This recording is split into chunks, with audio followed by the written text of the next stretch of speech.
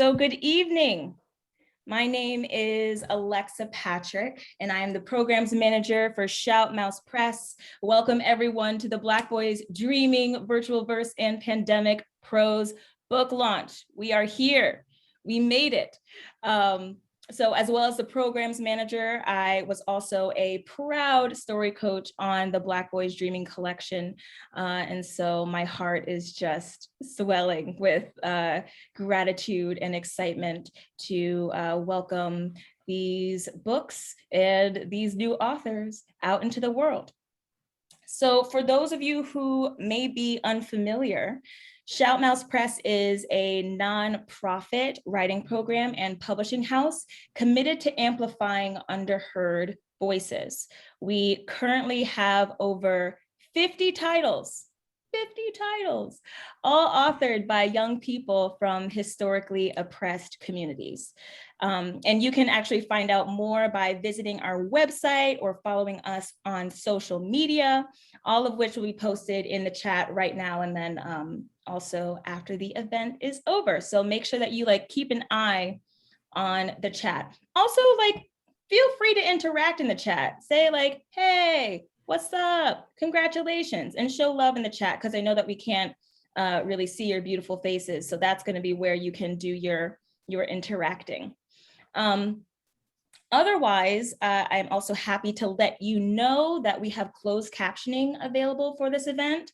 All you need to do is click the little CC there at the bottom of your Zoom window. Also, for your ideal viewing experience, you can make sure that your view is set to speaker only. And you can do this by clicking the view icon in the top right corner of your Zoom window.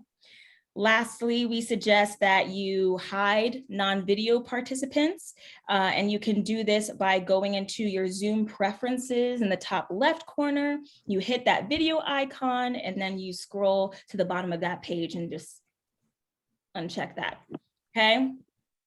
All right.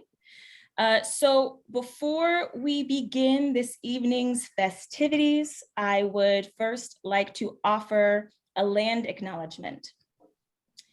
We remember and honor that we are broadcasting from Washington, D.C., the unceded home of the Piscataway and near the homes of the Powhatan, Pamunkey, Chickahominy, Monacan, and other Native nations. We remember that this whole nation is made from looted land and constructed with looted labor. We remember that Black folks built this imperial capital and that Black people are, to these very days and nights, still leading struggles for liberation. Tonight, we are gathered to celebrate the newest young authors to join our Shout Mouse squad: Josiah Ouabo, Kevin Crawford, Khalil Barnes, and Chase Cooper, who are gracious enough to share with the world their brilliance. They authored Black Boys Dreaming, Virtual Verse, and Pandemic Prose during this past historical year of collective trauma. So I just want to say thank you, dear authors. It is your voices that allow us to remember who and what we are fighting for. I would now like to pass the virtual mic to Kevin Hinton. He is the executive director of our marvelous partner organization, Beacon House. So please join me in welcoming Kevin Hinton. Alexa, thank you so much.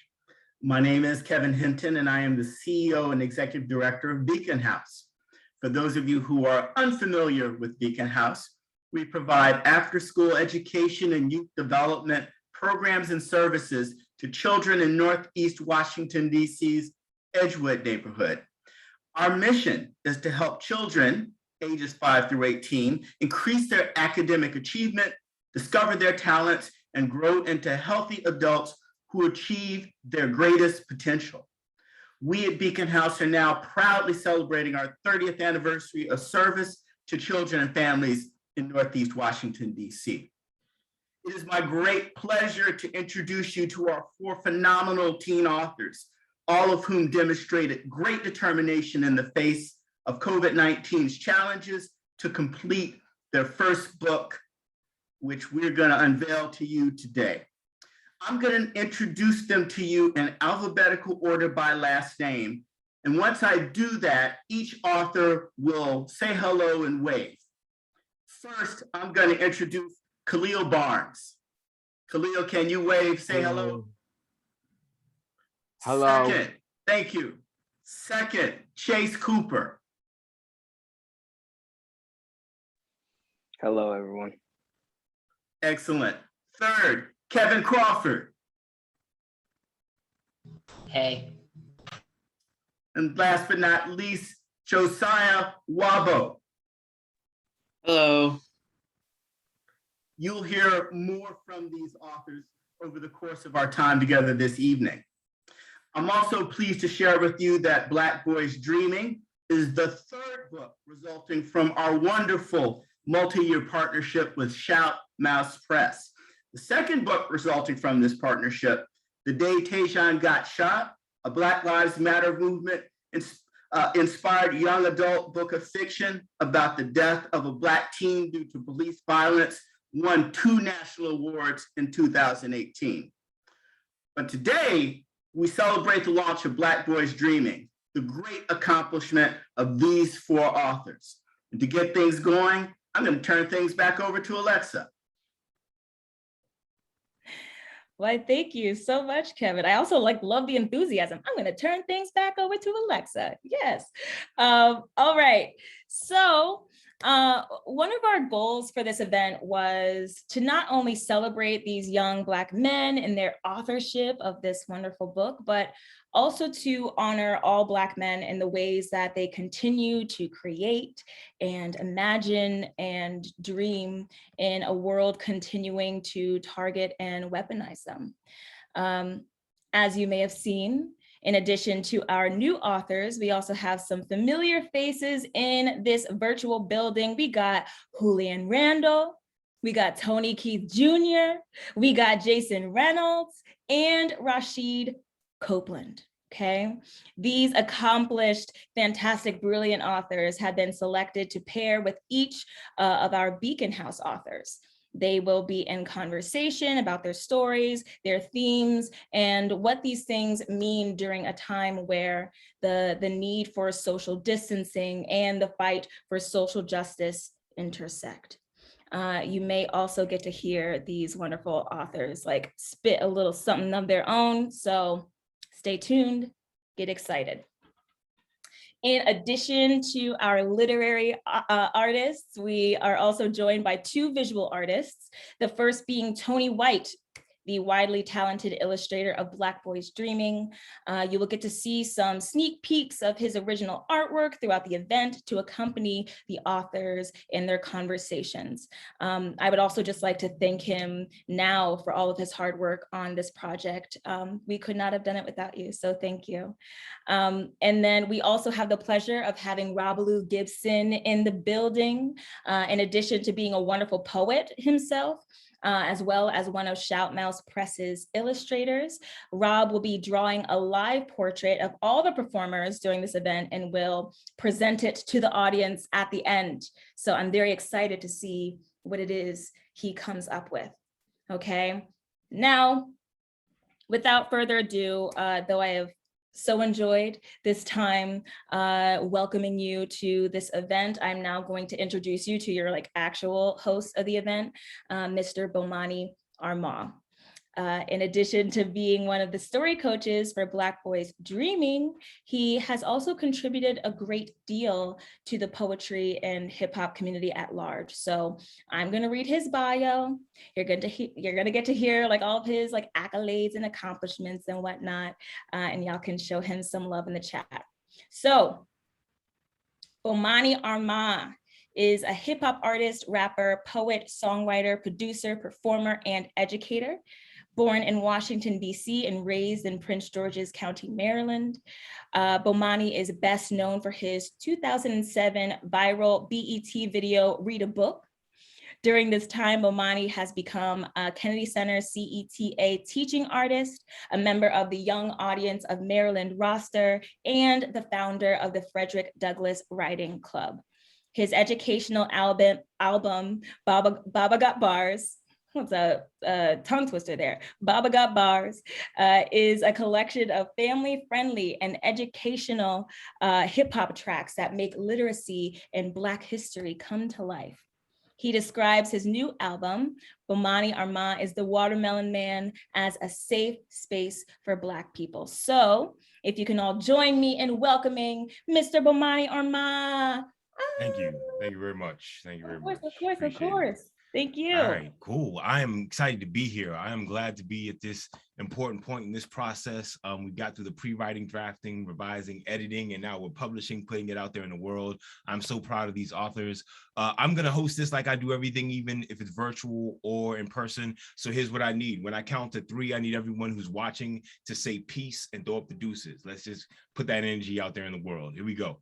1, 2, 3. Peace. All right, let's get right into this. Our first pairing is going to be an author, our new young author and our established author. And also make sure you are participating in the chat. Make sure you are clicking on the thumbs up icons if you're the other people in the chat ready to come in, but definitely make sure you interact. We're making this live and interactive as possible. But let me make this first introduction. We have Josiah Ouabo. Was 13 years old when he wrote Zim and the Quest for the Cloak. He lived in Washington, D.C. and went to D.C. Prep. He likes to have discussions with friends and also play video games. He's interested in anime and documentaries. When he grows up, he would like to be a United States Marine. He says people should read his story because it's a fantasy and it is very suspenseful. He is paired with Julian Randall, who is a living queer Black poet from Chicago. He is the author of Refuse and Pilar Ramirez and The Escape from Zafa. Ladies and gentlemen, please welcome Josiah and Randall. Oh, hey, how y'all doing? Yo, Josiah, incredible work on this story. We're just very excited to chop it up with you. Right back at you. Yeah, so like, could you tell us just like a quick summary of what, like I know what the story is about, but like let the people know why they need to get in on this. Well, in the story, it was about a kid who has to go find a cloak to save his grandma, who's dying from a sickness called avian scarring. And if he doesn't find the whole cloak, then he will not be able to save his grandma. And during the quest, he finds some people to help him, such as one of the people whose name are Vanessa, and she helps him by getting the life limit who can help, complete the quest. Yeah, I love this. I love this art. Would you mind if I read like a quick excerpt just so people can get a sense for the voice and then we can get back into it? Yeah. Sound good. All right, bet. So this is from Zim and the Quest for the Cloak. Sick. Hi, my name is Zim, Zimmerman Brogdon, but you can call me Zim. I'm just a 15-year-old boy who lives with his grandmother. It wasn't always just me and grandma. I obviously had a mother, but she died giving birth to me. All I have left of her is a white feather that she always wore in her hair. My mother was said to be light-skinned and youthful. Apparently, I have her same thick lips and her green eyes. My grandma says that I look most like my dad, though. I have his dark curly hair and his milk chocolate skin, but he left us when I was little, so I don't remember what he looked like either. So I live with my grandmother, and now she's dying. She is sick with avian scarring.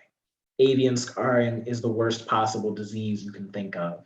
It's the rarest, most dangerous, most painful sickness out there. It causes blurred vision, walking difficulty, hallucination, gum pain, not in all cases, coughing, uncommon, and eventually, in almost all cases, death. Grandma only has 1 month to live. Avian scarring cases have started to increase over the years. The disease comes into effect 50 years after the wound is inflicted. That is, if the victim doesn't die on the spot. The way you get the wound is if you are cut with the life limit, a special type of demon sword that only the demon captains use. 50 years ago, we were at war. My grandmother was slashed right across the cheek. She will not tell me the story, but she did tell me a legend. It's about the Cloak of Revival. The cloak is said to be the cape of an angel, able to cure any wound, external or internal. No one has ever been able to complete a quest to recover it yet. But I know it would help my grandmother well, make my grandmother well again. It would help bring sickness to its very end. And that's a price I am willing to pay. I need to embark on this journey. Like, come on. That's page one? That's page one, fam? Like, put y'all orders in right now. Put y'all orders in right now. Quit playing with my man, but sorry, I get real hype about it, but you writing, fam. So like, tell me, like, how did you come up with this story? I came up with it when first we started before quarantine, but as quarantine continued on, I was more passionate about writing it because I was not personally able to go outside to go and go talk to my friends or do anything. So I wanted my character to have an adventure that I could see myself going through. Not literally, but like you get the gist. No doubt, no doubt. Yo, these people, like, I gotta ask, because I think that one thing that was really striking to me about the story, right, is that you have this great understanding of how like quest stories work. And I was curious, like, do you play a lot of video games? Not really adventure video games. I mostly play stuff like 2K and Madden. So I'm not really into like Dark Souls or Skyrim. Word up. Cool, cool. I love this. So yeah, I love this quest. Is there anything else you want to say about like what the story means to you being in the anthology? What the story means to me? Yeah. Well, I was trying to connect with the story, because as I said earlier, I wasn't able to go outside, and I personally like to pick things up a lot. One day I can, be watching a video on skateboarding, and next I can be watching a chess tournament. So I tend to like to see new things. And I want my character to go through that same experience, having to go through something that he's never seen before and experience uh, feelings, probably physical pain, emotional pain, and you know overall stress from the situation. That's what's up, yo. Yeah, no, this is an incredible answer.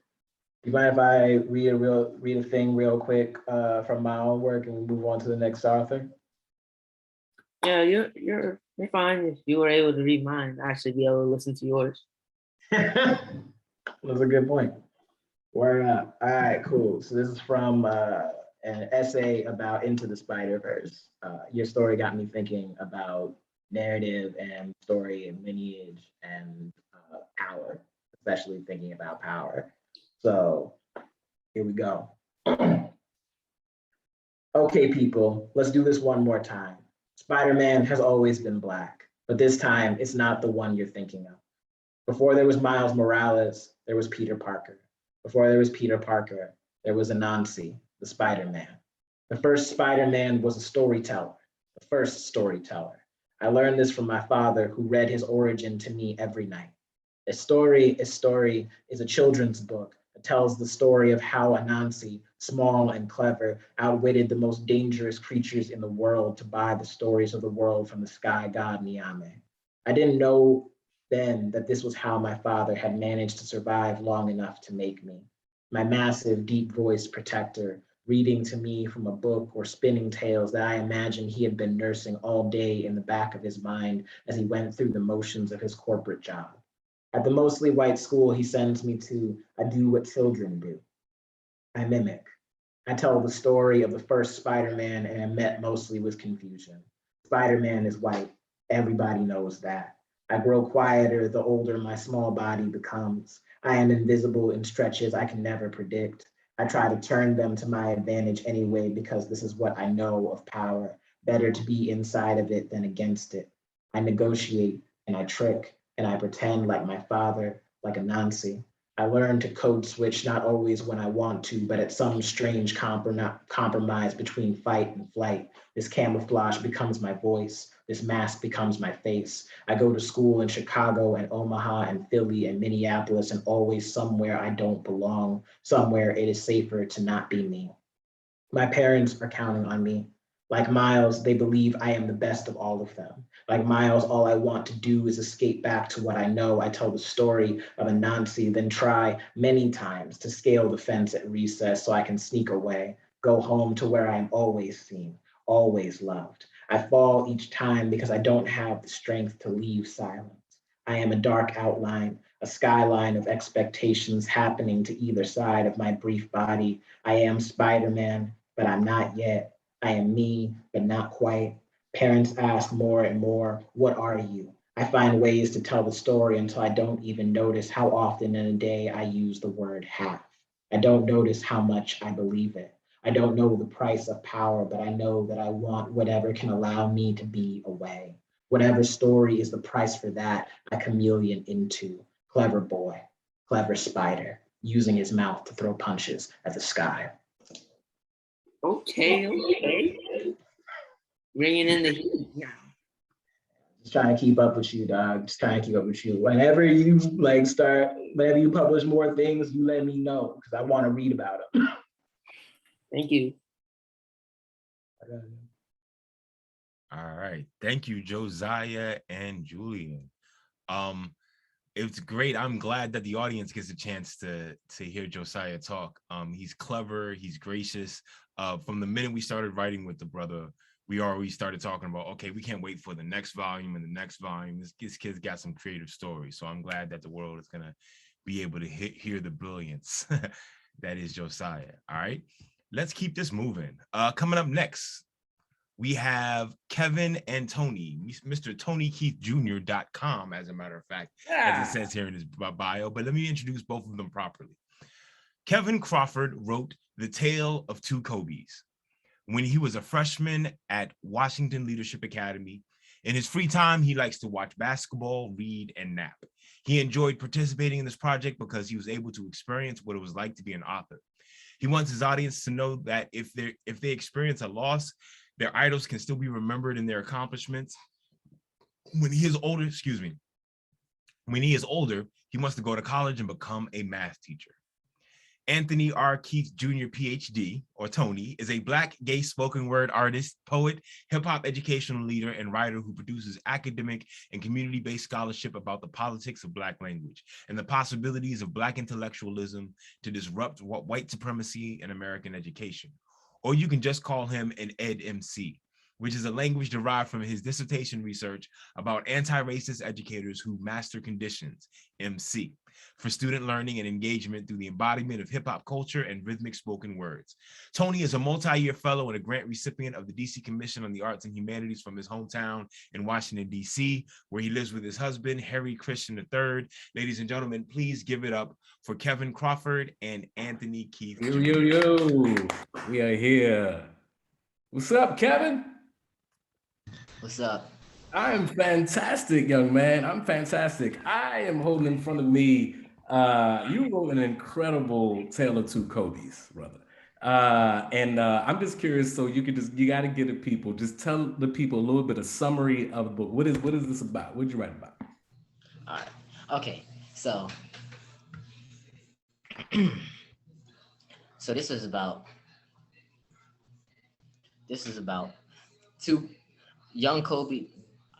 This is about young Kobe who learns that legends never die. Even though Kobe Bryant passed away, he still lives on in young Kobe's name. He still has his confidence and passion for basketball. I also felt a level of grief when Kobe died. I didn't think that the news was real, but when I have found out I watched a couple of his old games because he always inspired me to never give up. Watching his games.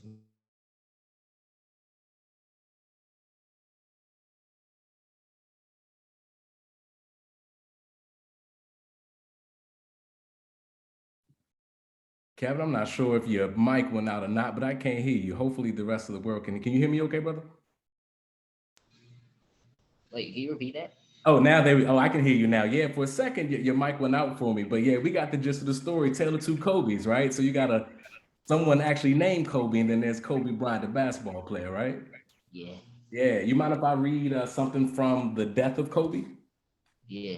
All right, solid. This is one of, and by the way, you should just know, Kevin, I really, really enjoy your lyricism. Like you do fun things with wordplay and you paint pictures with words. It's a brilliant gift that you have. And so I want to read a part from the moment that Kobe discovers and learns that Kobe Bryant was killed in the crash.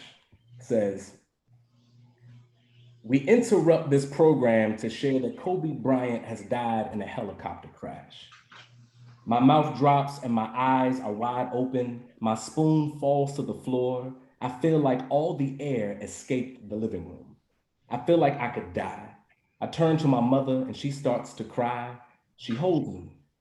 Oh no! Oh my God! This is horrible! No! My mom says, holding back her tears. She is holding her breath, trying not to say anything because she knows this is hard for me. I know it's hard for her too.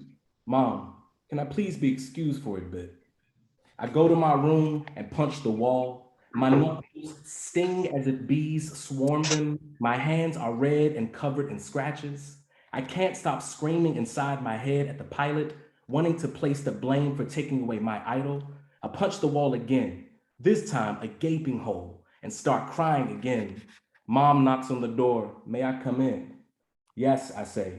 She sits on the bed. I sit in the chair and look at her eyes with tears in my eyes, like a forceful spout, like a spout that can't stop running. She says it's nobody's fault, with a little shake in her voice, as if there was a mini earthquake happening in my room. Sometimes bad things happen, but why to him? Remember 3 years ago when you helped me when I was sick and addicted? You were so stressed, but you told me about your dreams, that one day you would go to college and play in the NBA, and you helped see that we had a future, made me realize that drugs were not for me. Just like when you overcame that, you can overcome anything.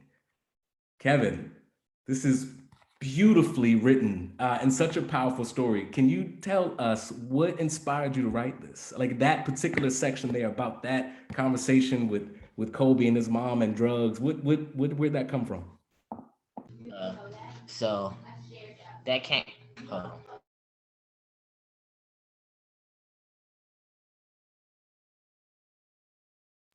And for those who are listening, like literally the lyricism in here is kind of outrageous. It's truly incredible work. Okay, so I'm back. Okay, so what I wrote about his mom having like a drug addict because most parents like like when they do a lot of smoking, they get addicted and kids see their parents doing it and then they might think it's okay to like smoke. And so I wrote about that because most kids nowadays just go home, smoke, and don't do no work for school. Yeah. Thank you for writing that particular section, Kevin. And you are spot on that what you wrote speaks to a lot of people. And that particular section, the reason why I read it, Kevin, because it specifically spoke to me, brother. So I'm a 40-year-old man, but most people don't know that I started writing poetry as a kid because when I grew up in DC, but we had to leave DC when my father got addicted to crack cocaine in it was like late 80s, early 90s. And so I was a young boy with a father who was addicted. And I remember being a kid, like learning how to like write poetry about that. But the other thing that's interesting, Kevin, is, I didn't have, and this is an honest reaction, I didn't have the same reaction to Kobe's death as a lot of people did. You want to know why, Kevin? Why? I didn't necessarily grow up loving sports and never really got into watching basketball. When I was a kid, I grew up, I was poor, and I was also figuring out that I was gay. And so I was teased a lot for like trying to play basketball, but couldn't, which had nothing to do with me not know how to play basketball. It's just nobody ever taught me. But anyway, but I was bullied a lot. So I never really got a chance to like love sports. And so I actually wrote a poem, by the way, that's really interesting that we're having this conversation tonight. I wrote a poem about it, Kevin. I wrote a poem about what it was like me being a little young black boy figuring stuff out with a father who was addicted to drugs and stuff. And so if I can, could I share that with you and then we can have another chat about one more thing? Yes. Okay. And so you're really like the first person to kind of hear this one, Kevin. I guess everybody else is listening. I wrote it down on my phone, so I might have to look down and look at it, but it says, it's okay to dream. It's okay to ask the universe about things stuck in between your imagination and your fear, and the things that you pretend not to hear over the noise whispering in your ear, reminding you, Kevin, of why it is that you are here and how it is that you are here. Can you hear the voice of your mother singing you lullabies while you kept her up at night, worried about the world that awaits you because your umbilical cord had a name, which meant some things were about to change and you needed to know if you could make it out there unattached from the moment when God meant something, because God meant something to a gay little black boy whose father thought that he could talk to God if he could just get high enough.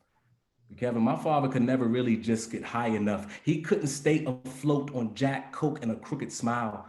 My father found false repentance in the smoke and in the clouds. And Kevin, I look just like my daddy.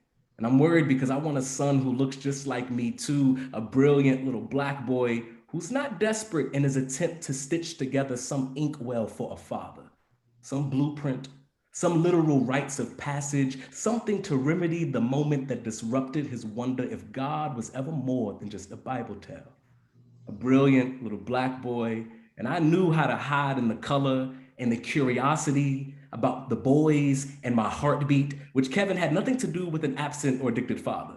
It had nothing to do with a mother who questioned her capacity to teach manhood to a son, who wrote his truths and metaphors, who etched them onto his skin, who tattooed them on skeletons he kept inside of the closets. But Kevin, I don't write in a cocoon anymore. Now my words have wings. And now I can fly through the smoke and through the clouds and in the dreams. And just like my daddy, I get high. That's my poem for you, Kevin. I think so much about what it means to be able to dream, right? And just like what that requires. And I was a little black boy dreaming of being a poet who will one day be rich and famous. And so kudos to you for writing this book, man. I mean, writing this is great. Is there anything else that you want to share with us about this? Like what else are you still, do you play, you say you play basketball, right? Yeah. So what's the next part of this? What else are you going to write after this is what I want to know. I don't know. Maybe something a little about LeBron. Yeah. Basketball player. Yeah. Sounds like you're developing a series. And you know what? As someone who didn't grow up necessarily loving sports, I loved reading what I read. You made this comfortable for me. So thank you, Kevin, for writing this for somebody like me, because I understood it and I was able to relate to your story. Well done, young author. Well done. Anything else you want to share with the people? I didn't start playing basketball until I was 12 years old. And how old are you now? I'm 16. 4 years. That's all right. Well, you got more skill than me right now. Maybe one day I'll see you on the court. Thank you very much, Kevin and Tony. Please give it up for the authors. I am so excited that Kevin's story came out the way it did. I remember when I first met him, he wasn't completely confident in his skill as a writer, but he was fearless. He was like, I'm not sure what I'm doing, but come on, let's do this. We're gonna make it happen. And like, as a writing teacher, that's the best attitude to start with. Like, he was absolutely fearless. And I also love about how his story and even the poem that Tony was reading was about creating and understanding legacy, which I hope was a theme, I want to hear him write more about. So this came out really well. Thank y'all, fellas. Let's keep this moving. Our next pairing is Khalil and Jason. Khalil Barnes, who actually was my story mentee, was 14 years old when he wrote Survivor. He likes to read and also play video games. He lives in Washington, D.C. and goes to Washington Leadership Academy Public Charter School. He is interested in learning to cook for himself and reading harder books. When he grows up, he would like to be a voice actor. He says people should read his story because it has an important message. Stop bullying and remember that everyone's life matters. Yes. All right. And he is paired with Jason Reynolds. Before I read his bio, I just want Jason to know that he's the most, people tag me in interviews with Jason Reynolds, be like, yo, you would love this brother. Did you hear what he just said? I was like, yes. And first of all, I've known him for 20 years. And yes, I usually love everything he says. And I get tagged in something you say like every other week. Jason Reynolds is the author of more than a dozen books for young people, including Look Both Ways, A Tale Told in 10 Blocks, a National Book Award finalist that was named a Best Book of 2019 by NPR, the New York Times, the Washington Post, and Time. A native of Washington, D.C., Reynolds began writing poetry at age 9 and is the recipient of a Newbery Honor and Prince Honor, an NAACP Image Award, and multiple Coretta Scott King Award honors. His book with Ibrahim X. Kendi, stamped Racism, Anti-Racism, and You, was #1 New York Times bestseller. Jason is the 2020 to 2022 National Ambassador for Young People's Literature and has appeared on The Daily Show with Trevor Noah, Late Night with Seth Meyers, and CBS This Morning. He is on faculty at Lesley University for the Writing for Young People MFA program. You can find his ramblings at Jason Writes Books. Please, ladies and gentlemen, please give it up for Khalil and Jason. Hey, you should have brought some air horns, brother. What's up, Khalil? How you doing, man? I'm good. I like that you're so close to the camera. It makes me feel like I'm with you. You feel me? It makes me feel like I'm right with you. Before we get started, I want to say I'm so happy to be here. And to the other young brothers who spoke, it's so cool. And it feels like a synergy because, like Julian said, talked about Miles Morales, Spider-Man, and I was fortunate enough to write on that, not his piece, but on Miles. And my young brother who was just here with Tony, I happen to know Kobe Bryant. God bless the dead, and I did love the brother, and I understand your passion for that great man. But we are here to talk to my guy Khalil about his story, which I am so excited about. It's called Survivor. So you know how this goes, man. First, just give the people a little taste about what Survivor is about. Okay, so I'm reading off my paper. It's about a girl named Ava who gets run over by a car, and in order to save her, she was turned into a cyborg. Because she's partially robotic, she looks different from everybody else. She's bullied and feels unwelcome. After learning her father used to be a bank robber, Ava has decided if she wants to go on a revealing journey to get money for surgery to fix her arm or accept herself. Like, Yo. No, that was it. You nailed it. You nailed it, man. Let me tell you something. I read this and I was so, first of all, I have so many questions and we don't have enough time for me to get all of them out. So I'm gonna see you in real life at some point and I'll run it down for you. But I was so taken by your story. Let me ask you this first and foremost. The name of this book is Black Boys Dreaming. You happen to be a young Black boy. But what I was most curious about is you wrote about a girl.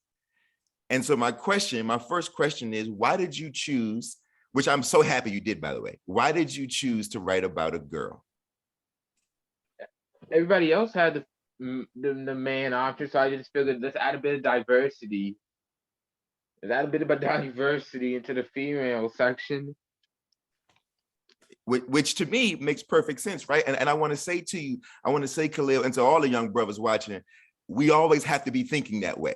Right? As we get older, we got to look at the landscape and say, it's a whole lot of boys in the room, whole lot of boy talk going on. I wonder if we could figure out how to enter into a space where we can make sure that young ladies feel comfortable in these spaces and they're represented and they're visible and they're heard, right? So I want to say to you, before I even got into the story, I was already impressed. And I was like, man, this brother, I'm so lucky I get to talk to him because at least he got his eyes open and his ears open and his heart open to think about the perspective of a young girl. Now, I'm going to read something that you wrote that is so good, and I'm excited to do it. It's a piece in the book of your story called Robotic, all right? Can I read it, by the way? Because you might not want me to read it because you wrote it, so it's your work, you know what I mean? Am I allowed to do that? Yes. Oh, appreciate it, you know what I mean? Whew, you know? All right, this is called Robotic. My torso is robotic. going around my still human heart. My right arm is robotic too, and my hand a machine. Where bones were crushed to smithereens, my body was replaced. My face, though, still human. The eyes of my mother, blue. The lips come from my mother too, thin, never dry, naturally. Good hair in a Black neighborhood. I don't do earrings. I'm pale, but Black. My friends want to spray paint my robotic parts to match my skin, to fit in. I agree, but also know it's not a fix. The spray paint is washable. It will stay on for a while, but once water hits, my disguise will come off instantly. Khalil, where you at, bro? Boom, pop right back in the screen like he never left. You know what I'm talking about? That's what I'm talking about. Yo, so here's the thing. First of all, I want to say I think this is a brilliant description. I grew up a 80s baby, early 90s. So we grew up with Terminator, RoboCop. I don't know if you ever heard of Short Circuit, Johnny Five. You know what I mean? If you don't know that one, you can go watch that when this is over. You know, but I want to say, first of all, it just brought back so much nostalgia to think about like the half human, half robot type of character. You know what I mean? So I want to ask you, what was it like to even think about a whole human, but with robotic parts? Right? And where did that come from? Oh, you on mute, man. I watched a lot of the newer Teen Titans and the older Teen Titans, and I loved Cyborg. I never knew his real name, so I was going to do his real name. But that's all. But that's it.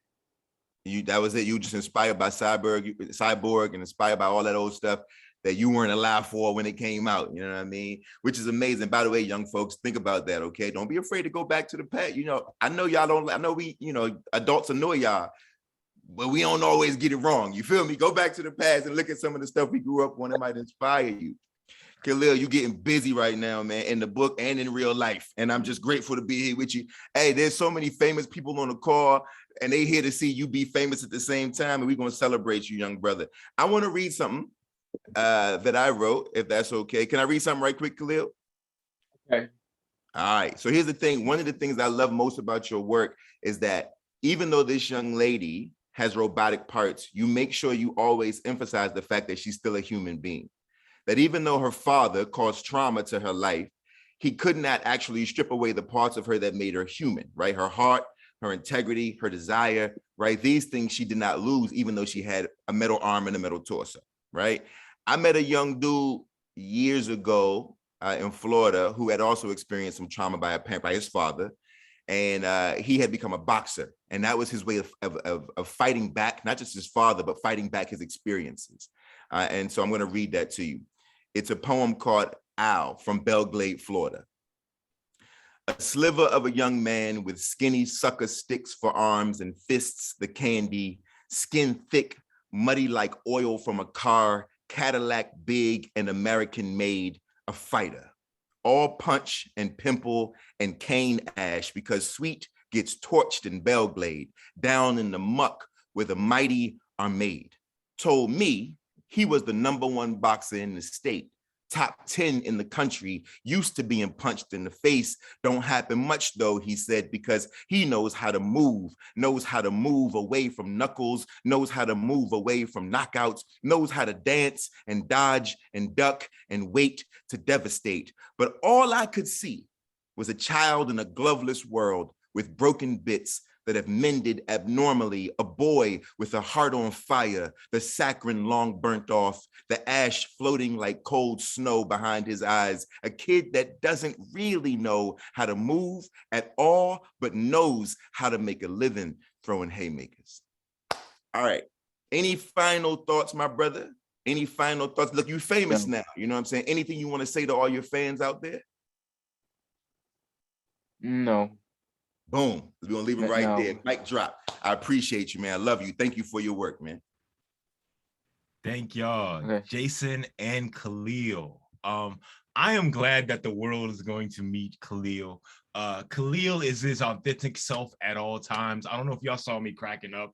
I've been working with Khalil for like 8 months, and Khalil is always giving you exactly what he's thinking. He's always trying to, his answer to why he picked a woman to write about is exactly what all of our conversations were about. Like, well, no one's mentioning this. No one is noticing this. This is a whole angle everyone's missing. And that was one of the most refreshing things. One of the coolest things about being part of this project was that I needed Khalil in my life for these couple of months that the pandemic was going on, because it helped open my eyes to a whole bunch of really cool authenticity. So I'm glad that he's getting to shine now with this book. Thank you very much, Jason and Khalil. Let's get on to our next duo. We have Chase and Rasheed. Chase Cooper was 13 years old when he wrote Hoops and Hopes. He lives in Washington, D.C. and went to D.C. Prep. In his free time, he likes to play basketball. He also really enjoys riding his bike, playing video games and writing, although he is still getting used to doing it on a computer. He has very nice handwriting. When he grows up, he would like to be a civil engineer. He says people should read his story because he believes that during these times, people should read more about young Black men. Also, he believes that his story contains messages that are amusing, powerful, and useful. He is being paired with Rasheed Copeland. If you're familiar with Rasheed is like your favorite poet's favorite poet. Rasheed Copeland is a native of Washington, D.C. He is the author of the Book of Silence, Manhood as a Pseudoscience, and Mud Jubilee. Rasheed is a multiple recipient of the DC Commission of the Arts Humanities Fellowship Award. He has performed and facilitated writing workshops across the country and internationally. He placed second in the world at the 2015 Individual World Poetry Slam. His work has been featured in online publications such as Poets.org, Split This Rock, and the Crab Orchard Review. Friends, please give it up for Rasheed and Chase Cooper. What up, what up, what up? What's going on, Chase? How you feeling, man? I'm doing good, and you? I'm all right, man. Congratulations on the book. Congratulations for all of y'all on the book. Incredible work. I was assigned yours, but obviously I read the whole thing. Everybody did their thing. So before we get started, you can let us know about what you wrote for Hoops and Hopes. Okay. Well, hello, everyone. As y'all know, my name is Chase. My story is titled Hoops and Hopes. It is about Brandon, a 14-year-old basketball player who wants to soon be in the NBA. Although Brandon is not supported by his parents because they believe that basketball will not get him far and they want him to join the family business. However, Brandon has the support of an unlikely teammate, and this helps Brandon overcome his father's expectations in order to allow him to follow his own dreams. Excellent synopsis. Excellent synopsis. Before I get into why I loved just the whole thing, can I read an excerpt from one of the pieces? Is that cool? Sure, why not? All right, bet. So the one I'm gonna go with is Meet My Parents. Okay. I'm an only child, so the family unit means me plus mom plus dad. Granddad too, but he doesn't live with us for reasons pretty old and sad. My parents are always busy. No time to watch me shine bright. When I first saw a basketball, it was like love at first sight. But my dad had other plans. He thinks ball's a waste of time. I pour myself into my dream, but he says it won't make a dime. What if there was no NBA? What if you worked with me, he always said. And when I realized he didn't support me, it felt like my heart bled. My mom, she is a doctor. She likes to help others, and I admire that. What are we without our mothers? But she thinks ball is just a game, not important, not the same as following her passion, which also brings the cash in.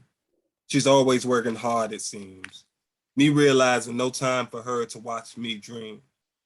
So when I come home after that game, I don't say a single thing. Not about losing, not about granddad, not about feeling it all on me. Mom and dad don't have time for breaks, not even the hard truth for my sake. Oh, first off, rhyme, as Julian said, rhyme scheme it takes a special skill to like use rhyme in poetry and not have it be very cliche, very, just predictable. And you killed that. I especially like the characterization, because there were a few characters in your story. And while we have the protagonist, of course, you did do a lot with characterizing each each of the other characters. So first question, I hear you be hooping. You think you can take me? Because I be hooping too. Think you beat me? Nice. Well, if I'm being honest, back then maybe. Currently, I don't think so because due to the pandemic and COVID, I haven't really been as active as much. So probably not now, but True. maybe. Yeah, I'm gonna blame my inactivity on COVID too. You know, it was probably like a few, it was probably a little longer before that since I last. But yeah, man, I appreciated this story so much. One, because again, we share that, I guess, affinity for basketball. What I wanted to ask, it's what I enjoyed a lot about the story. It seemed just very real to me. It just seemed like a lot of it just reminded me of my parents. Like the ways that certain inactivities of them not necessarily having the time for whatever their reasons may be. You know, parents be busy providing and, giving us shelter and all of those things. Sometimes a lot of the just intangibles do go by the wayside. But I just wanted to know, was there like a personal inspiration behind writing this, or like what made you decide to write the story in this way? Well, the main message of this story is about how parents should support their kids and their dreams more. Though my family does support me and will always support me in everything that I do, as if I wanted to be a doctor or be in the NBA, they would support. Though there are multiple people whose families may think that they are allowed to control their children's lives. So this story is mainly for those who need guidance to follow their own dreams. Love that, man. Yeah, love that. Hopefully we got parents, family up in the crowd. I hope we listening. We got to be listening to the youngsters because they, like we have the idea, everybody's an expert of their own story, and we like to think that we know more than the kids know about themselves, but they know themselves. And so shout outs to you for this. Again, it really, it just really stuck with me because again, like having. I remember a story where my father didn't. I wanted to hoop in middle school, and my father just didn't want to pay for the physical. He didn't want to do nothing because he was just like, look, it's other stuff to worry about. And that always stuck with me. Like I be speaking to my therapist about it, so I ain't gonna wrap y'all up about it. But like, like it always stuck to me, and I am a father as well, and I do try to make sure that I'm listening to my children in a way that allows them to express themselves and to not have my dreams and my conveniences and the way I try to survive this world kind of hinder what they're doing. So there was a lot of that in this book. And even more so, and one last question, I guess, before I share, the parts that I appreciated more about this book were the ways that you did, that you were able to humanize the parents in this book, from granddad to dad, like they had their things about them. And the protagonist was able to kind of connect with his parents on a human level. And I just, again, for me, it took a long time to connect with my parents on a human level. They just were the people who brought the food in, told me yes, told me no. And so I just wanted to hear what you thought about that, like as far as kids connected, like, do you think that that's important to like see your parents beyond, who they are to us? Yes, I do think it's important for kids to see their parents as more than just their parents because they also have their own lives. And so maybe if like a kid only sees his parents as you said, the person who provides for them, it will be more important for them to connect with them to like make a more good relationship and have a good, father son bond, daughter father bond, mother daughter bond, mother son bond, like a good family bond basically. Feel you, feel you. With each other. Okay, so is it okay if I read something of mine? Yes. Cool. All right. So yeah, I was again, anybody know me know I love a little sad poem. I love them. But like again, just thinking about that, thinking about all of the stories in tandem with one another, I just appreciated it because I do think that there are a lot of times between like our parent-child dynamics that things do slip in the through the cracks, and there are a lot of things that we learn from one another through our silence, through our inactivity. It's not always about what is being said, but sometimes about what's not being said, what we watch our parents do. And so this poem kind of connects with that, and it's called Log, and it just talks about just kind of like, we'll see. And in these times, the sky has lowered into my back. I am Black, thus ill-afforded license to call in sad. The curtain call remains at the first taste of last night's sobbing inside my morning yawn. So I ready myself to perform. I fluff the screams out my pillow and get on with my day. My father left me his smile in the will. It was the last lie he told. Held it for me to be used only in cases of pain. I crack it every day. I go forth, I go hours untouched in a crowd of hands, hours unseen in a field of eyes, but I'm good. This is my favorite scripture to recite from the Big Book of Falsehoods, a loose translation of I'm strong, I'm good, at guising my melancholy as output. I'm not blue, I'm busy, fruitful. Ain't I a tree wrought with a syrup of saline, my ripened teardrops plucked from my eyes for breakfast in bed, confide only in my bed, where there's no call for any long con of optimism, no demand for the free labor of glee, no audience expecting me to make magic of the muck, conduct some mud jubilee that unburdens the offense of my current living from their conscience, keeps my sides from bleeding onto their shirts, invites the sun in to speckle through my holes until I am shown as a confection of light, even if the light is so bright, it burns. So yeah, that's that. And before we sign it off, Chase, you got anything you want to say to people? You know, anybody you want to shout out? Floor is yours, man. Well, I would like to shout out everybody mainly for coming to the thing and supporting us. And thanks for having me. So yeah. We love to hear, man. Thank you again for your voice. Ooh, thank you, Rasheed and Chase. Give it up for our writers again. Chase got that 15 going on 35 energy that comes across in his writing. That's very that's very refreshing. Thank you very much for that. I really enjoyed this project. I don't, you know, I tell people all the time, if you ever see me and I'm not smiling, remind me all I do for a living is make raps and rhymes with kids. And thank you very much, Alexa and Kathy, for helping make this happen on an even bigger scale, doing this book. Thank you for bringing together this incredible talent of Black men writers, young writers still in school, established writers who are out here making names for themselves and leaving legacies in their own writing. I really needed this project at the time. My only disappointment in the project, honestly, my real disappointment, I don't know, I think I said this at the beginning, my plan was to be in a room with Alexa and Drew and just sample all their teaching techniques. Like, that's really what I was looking forward to. That's kind of the whole thing I orchestrated. And since it went virtual during the pandemic, I wasn't able to do that because we ended up doing a lot more one-on-one. But I also know that the time I spent with Khalil one-on-one during the pandemic was completely necessary.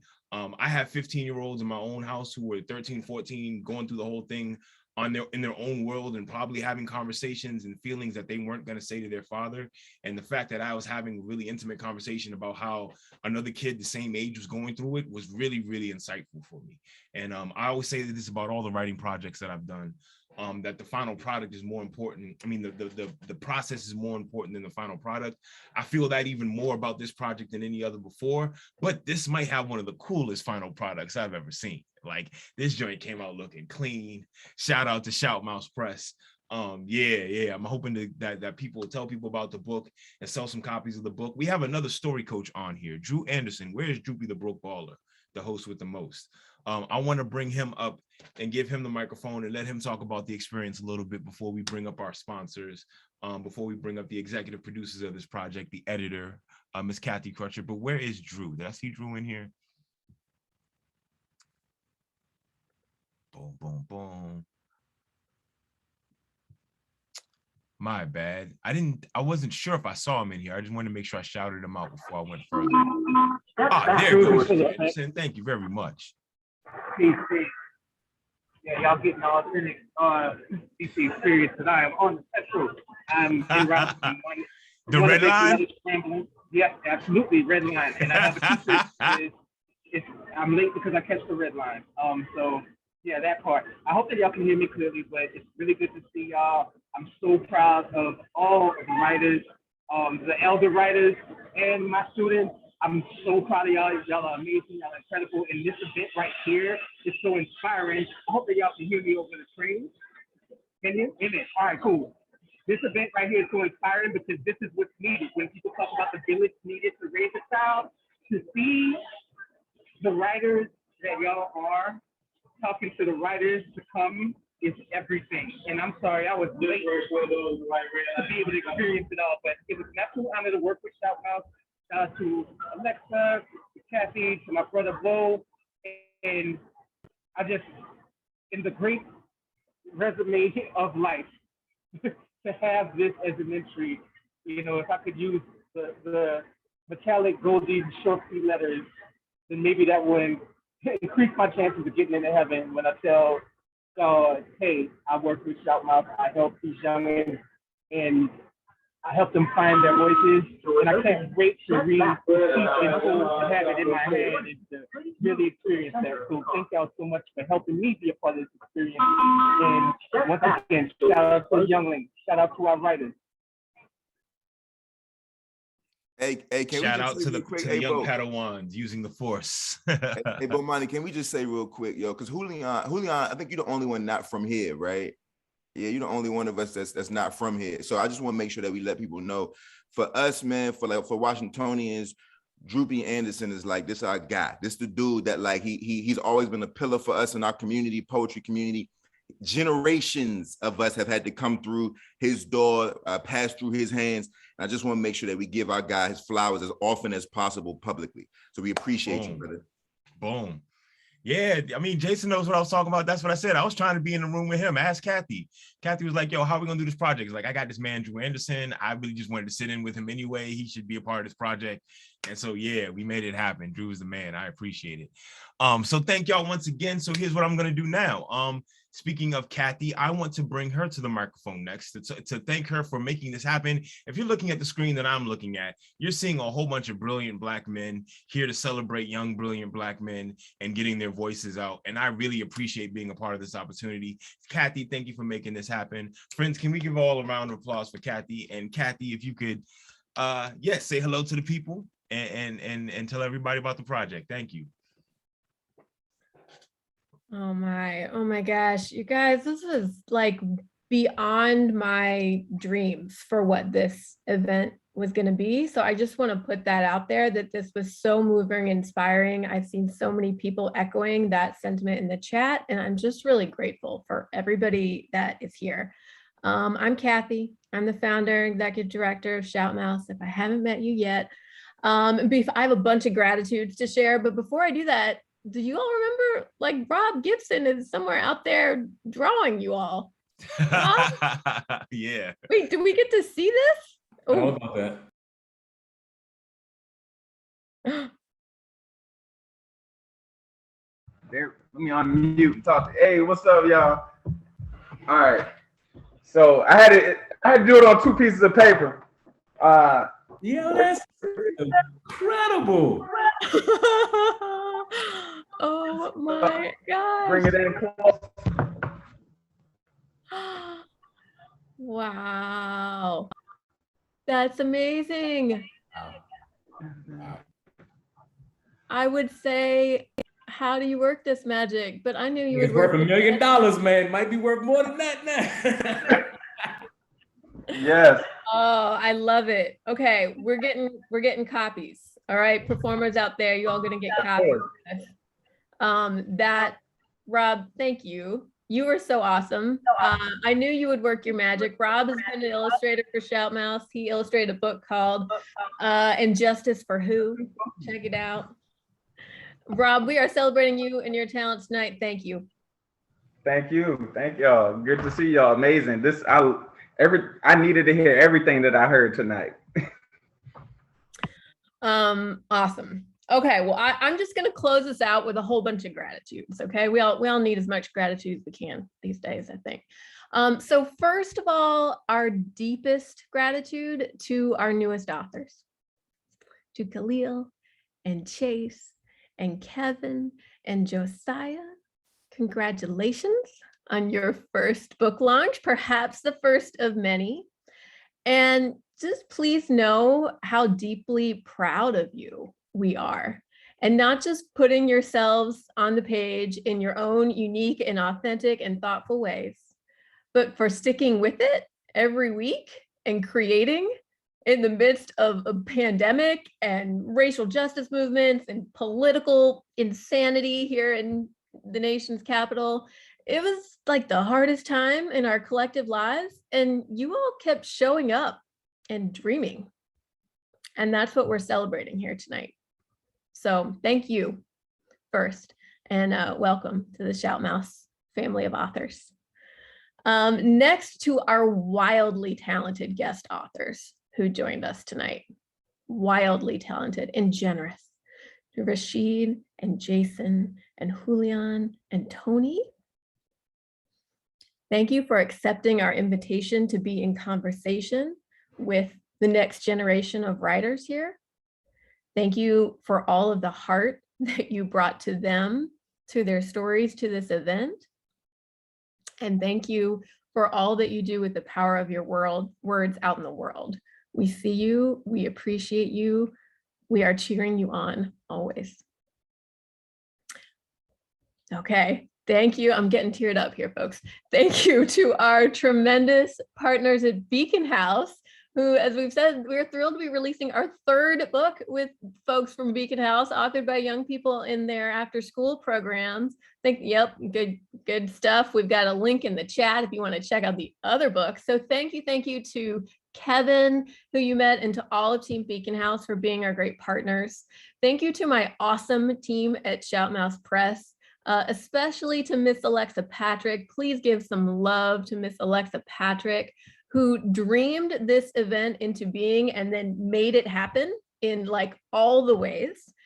She was a story coach as well on this, as along with Bomani, who was our awesome host tonight. Bomani, thank you for hosting, for everything that you did week after week after week, being there for your writers. To Drew, who shows up from the metro from our event.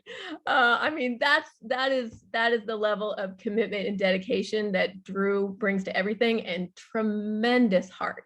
So I am so grateful for the team of folks behind all of this.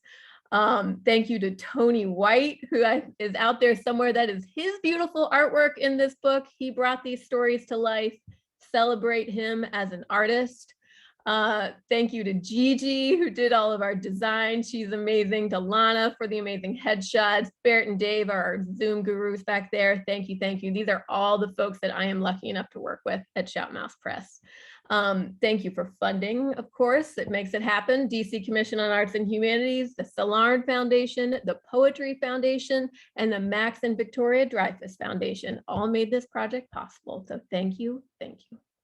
And finally, thank you to all of you all for being here tonight, who believe in our mission, who support our work, who buy our books, who shout out about our authors and amplify their voices.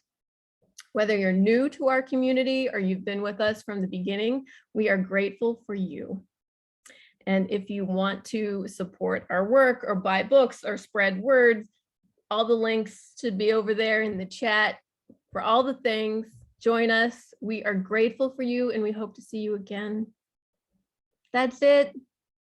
Good night, everybody. Thanks for this opportunity, young fellas. I hope to catch y'all out. And I'm trying to see what's up this basketball game. Apparently, this is going to go down. Hey, I'm gonna limber my Julian, limbs. we'll Get ready. bring you down, You're making Julian. a big mistake, She. You're making a big Get that mistake. Ovaltine ready.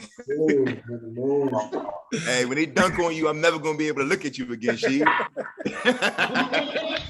I'm fleeing the country. Y'all be good, man. Peace. Peace out. Bye, everyone.